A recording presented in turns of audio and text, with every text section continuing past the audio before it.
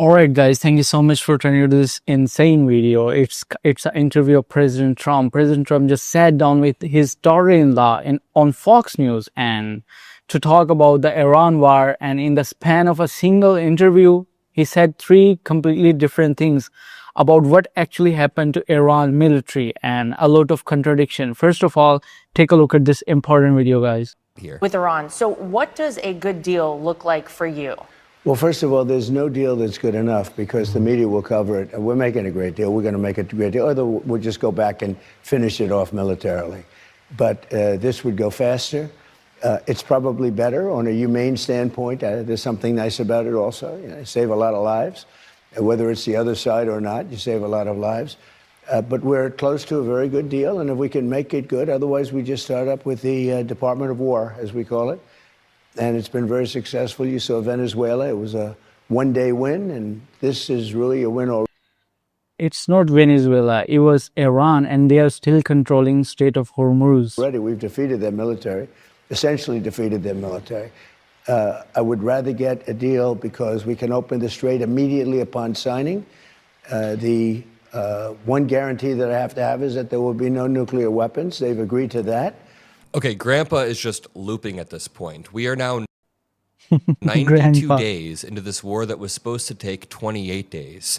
The Iranians have been able to string the United States along in the negotiations due to their regional control of the Strait of Hormuz. And this amazing deal that Donald Trump keeps referring to is nothing but a potential memorandum of understanding that will maybe lead to longer-term negotiations on issues pertaining to nuclear stuff. So it's not a win in the sense that we get everything we wanted. We literally are getting nothing. We are just going back to square one. But Donald Trump is now getting strung along even further, and the likelihood is the Iranians are just going to wait until the next president comes into office and hope that they don't have as aggressive as a posture, or that the next president doesn't really care and isn't trying to negotiate so much.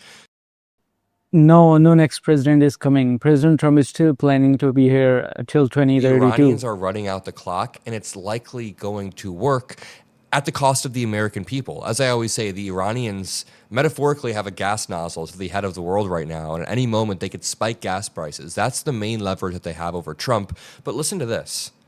In this next clip, our president contradicts himself and says, we've actually left their military alone. Did you guys not just hear him say a minute ago that we've destroyed their military? Let me find it. And it's been very successful. You saw Venezuela. It was a one-day win, and this is really a win already. We've defeated their military. We've essentially defeated their military. Potentially defeated their military. He even corrects himself there, but listen to what he says here. On 100%. Their military, we've sort of left it alone because we think that their military is somewhat moderate. They have other people that aren't moderate. We've taken them out. We've taken different forms of leadership out. We've actually left their military alone. People would be surprised to hear that. Because mistakes have been made in wars where you wipe out everybody and then you have a country that's, for 40 years can never rebuild. The same interview again and again. We have actually left the military alone. That is the opposite of what he just said. And this matters beyond the contradiction itself, because if their military is intact, the entire victory narrative collapses and the Strait of Hormuz is still being controlled by Iran.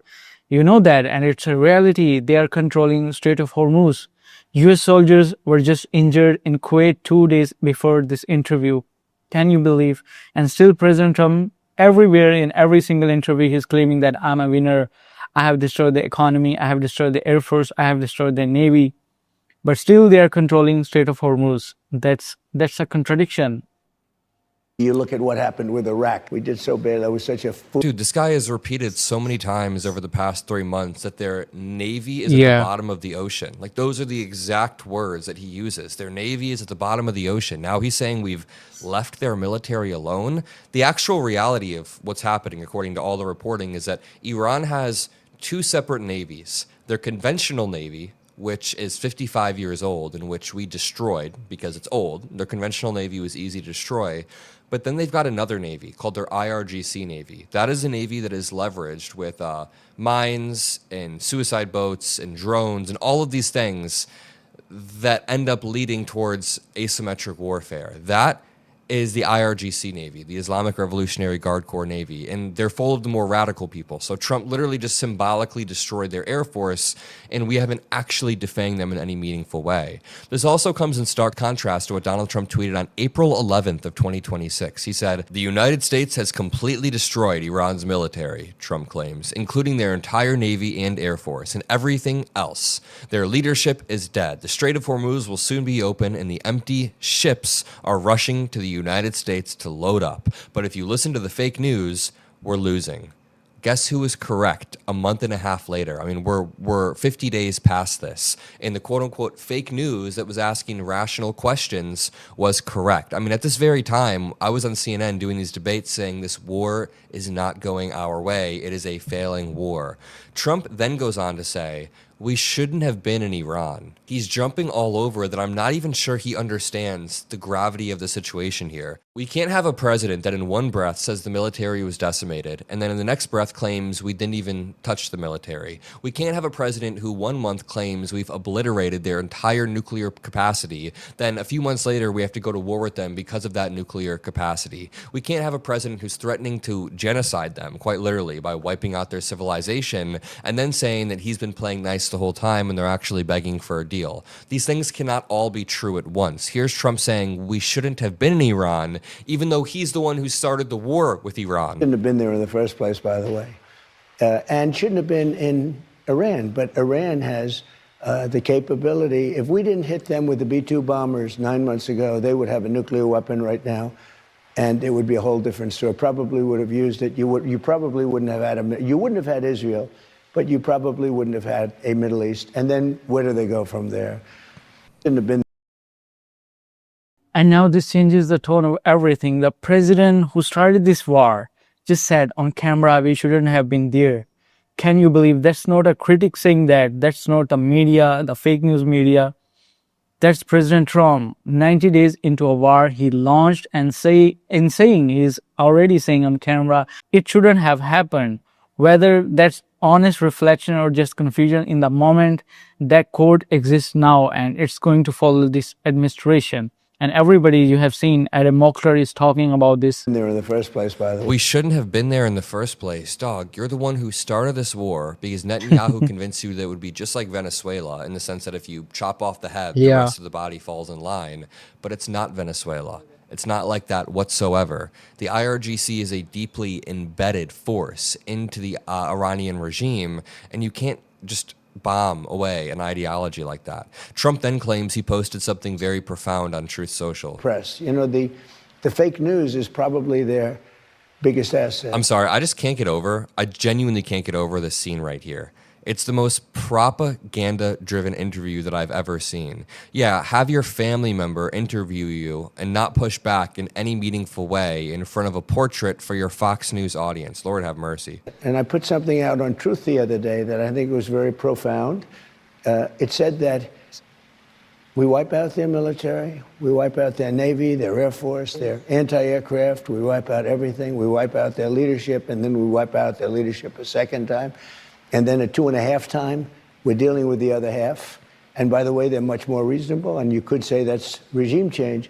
They're not much more reasonable. It is not regime change. The 86-year-old Khamenei was replaced with his 30-year younger son. His 30-year younger son is now pissed off and is allowing the IRGC to consolidate power, and it's now run by even more rogue people. Yeah, Trump is saying same things again and again. In a single interview, Trump made 3 mutually exclusive claims.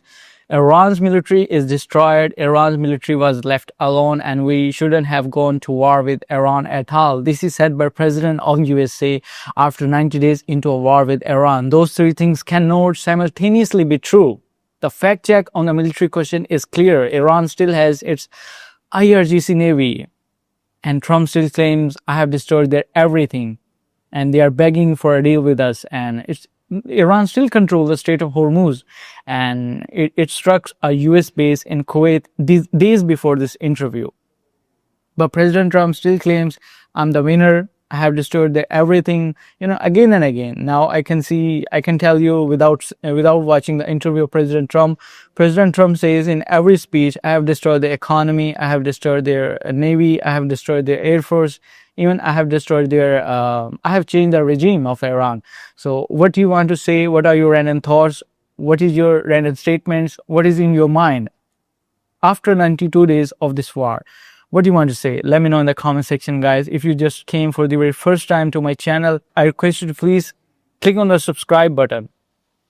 It actually helps me a lot when you click on the red subscribe button. So please click on the red subscribe button.